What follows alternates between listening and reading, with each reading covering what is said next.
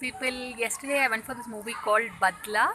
That stars Amitabh Bachchan, Taapsee Pannu, and you know, yeah. When you think of the movie, these are the only two big names that come to mind. But yeah, Amrita Singh also. I mean, you know, people.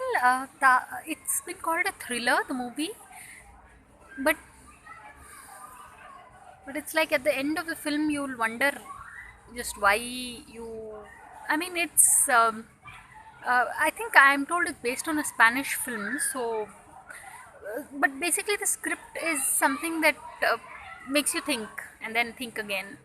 So but I would say the performances of like Taapsee Pannu and like Amitabh Bachchan and Amrita Singh, you don't really even have to say anything about their performance because it is always stellar. And Taapsee Pannu, if you notice her, the pattern that she adopts in choosing her scripts are these very, strong female characters. So in that sense, the movie doesn't disappoint.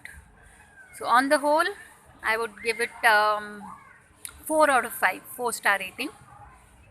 And it didn't have any songs. Yeah, it was a complete thriller film. Yeah, so it's unique. So on that note, thanks for watching and please subscribe.